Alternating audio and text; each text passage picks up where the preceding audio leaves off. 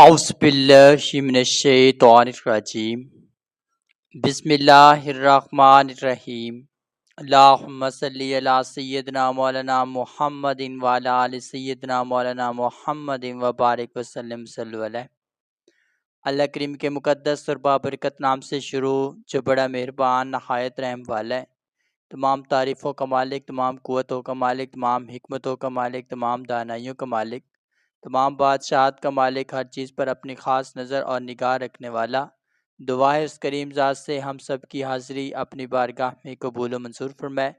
ہم سب کو بہت سارا اجر عظیم عطا فرمائے، ہم سب کے تمام صغیرہ کبیرہ گناہ معاف فرمائے، ہر قسم کی آفت اور بلیات سے امان عطا فرمائے، سرکار دو عالم صلی اللہ علیہ وآلہ وسلم کی سچی اور پکی محبت اور چاہت عطا فرمائے، ہم سب کی دعاؤں کو اپنی بارگاہ میں قبول و منظور فرمائے، آمین یا رب العالمین۔ آج رات کا خاص عمل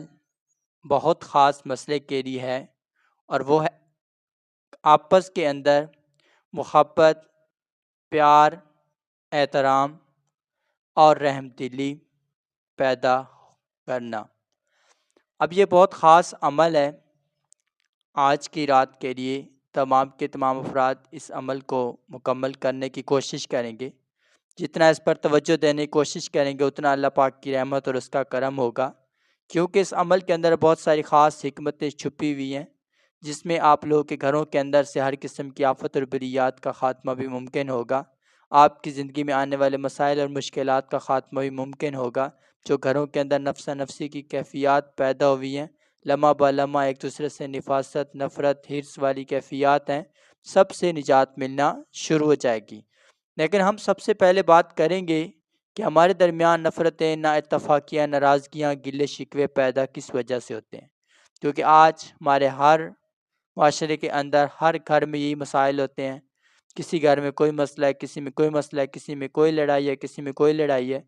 کسی بھی جگہ کوئی انسان، وہ ماں ہو، باپ ہو، بہن ہو، بھائی ہو، کوئی بھی ہو، وہ اپنے آپ کو محفوظ نہیں تصور کر سکتے، ہر کسی کی زندگی میں کوئی نہ کوئی دکھ پڑا ہوا ہوتا ہے۔ تو آج ہم جانیں گے کہ ان دکھوں کی وجوہات کیا ہیں، یہ کہاں سے پیدا ہوتے ہیں، ہماری زندگی میں کب آتے ہیں، اور ہماری زندگی میں آ کر کیا کام کرتے ہیں کہ ہم لوگ ہر وقت ان آفات اور ان گردشوں کی آڑ میں پھنسے رہتے ہیں اور ہم ان سے نجات نہیں حاصل کر پاتے۔ اللہ پاک کی ذات ہم سب کو اس موضوع کو بھی سمجھنے کی توفیق دے، ہدایت اور بھلائی کا راستہ دکھائے، خرابی اور خامی کے کام سے نجات عطا کرے، آمین یا رب العالمین۔ اب پہلی چیز، گھر کے اندر نفرتیں، لڑائی جھگڑے، آفات، گردشیں کہاں سے آتی ہیں؟ گھر میں دو ایسی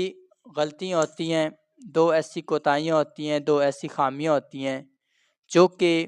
ان مسائل کو لے کر آتی ہیں۔ پہلی غلطی، جب گھر کے افراد ایک دوسرے کے دکھ درد کو اہمیت نہیں دیتے۔ یہ ہمارے گھروں کے اندر کامن چیز ہے کہ ہم لوگ امبیلنس رکھتے ہیں، اگر کوئی ہمیں زیادہ اچھا لگا، اچھی سٹینڈرڈ پر ہے تو ہم اس کا زیادہ خیال رکھتے ہیں، کوئی کمزور پر ہے تو ہم اس کو نچوڑتے رہتے ہیں، اس کو ذلیل و رسوا کرتے رہتے ہیں، اس کو استعمال کرتے ہیں۔ اب یہ ایک ایسا کرائم ہے، ایک ایسا جرم ہے جو کہ ہم لوگوں کی خوشیوں کو چھیننے کے کام آتا ہے۔ اب دوسری چیز،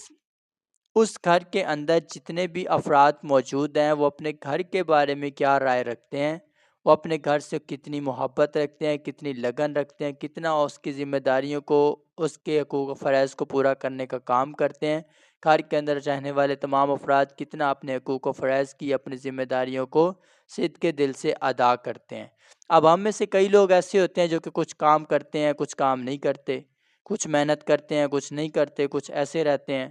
تو ہر ایک چیز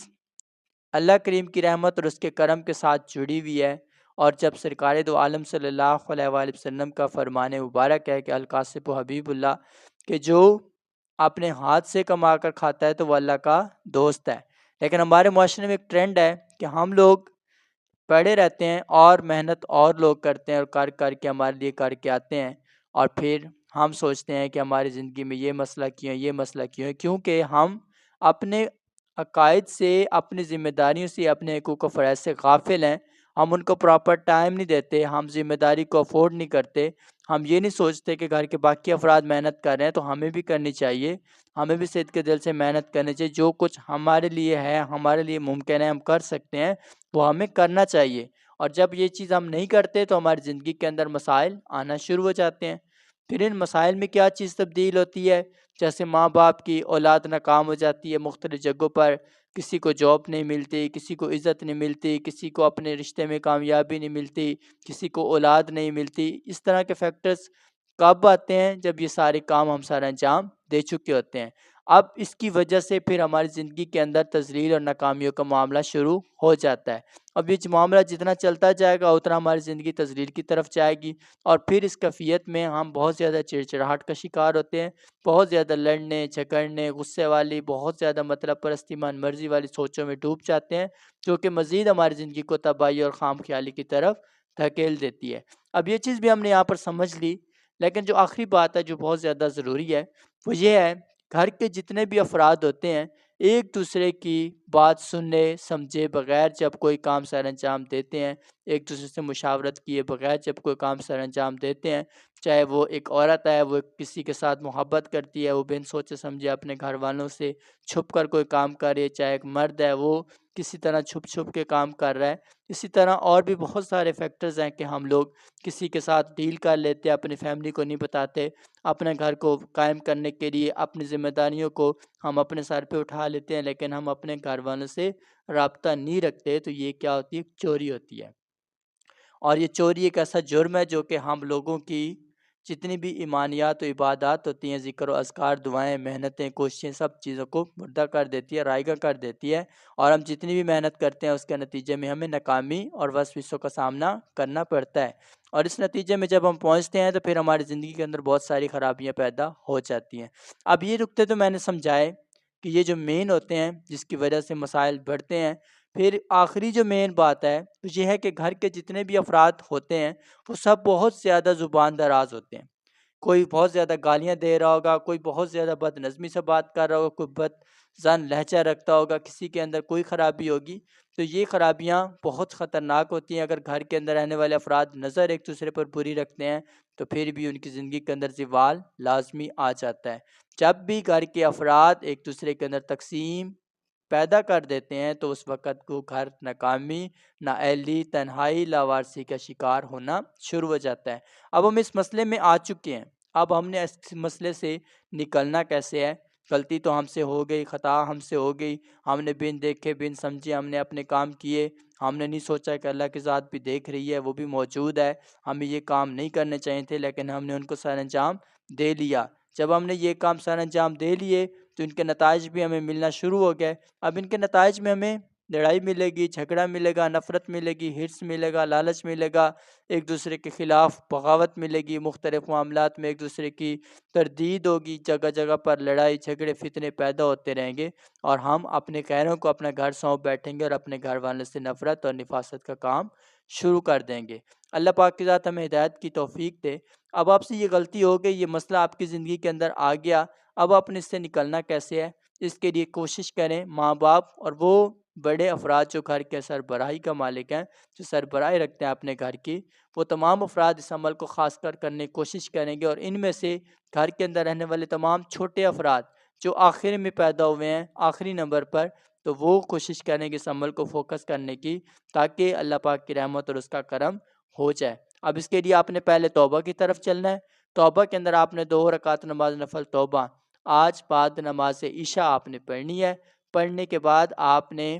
سجدے میں سر رکھ کے آپ نے 40 دفعہ 40 مرتبہ آپ نے یا اللہ، یا کریم، یا خالق، یا مالک، یہ کلام آپ نے 40 مرتبہ پڑھنا ہے۔ پڑھنے کے بعد آپ نے دعا کرنی ہے۔ دعا کرنے کے بعد آپ نے اپنی زندگی کی جو بھی غلطیاں کوتاہیاں آپ سے ہوئی سب کو اقرار کرنا ہے اور معافی مانگنی ہے۔ جب آپ معافی مانگ لیں اس کے بعد جو بھی آپ کی آرزوئے دل ہے وہ رب کریم کی بارگاہ کے اندر پیش کریں گے، اللہ کی رحمت اور اس کا کرم آپ کی زندگی کے اندر غالب و ساری آنا شروع ہو جائے گا۔ تمام افراد ہر روزانہ ہر نماز کے بعد 1 مرتبہ سورۃ یاسین لازمی پڑھا کریں گے، تاکہ زندگی کے اندر سکون ہے، امن ہے، اور اس کلام اس مسئلے کے حل کے لیے جتنا زیادہ بھی ہو سکے آپ نے استغفار، یا اللہ، یا رحمان، یا رحیم، یہ کلام پڑھتے رہنا ہے۔ اللہ پاک عمل کی توفیق دے۔ 11 دن کا عمل ہے۔ جزاک اللہ۔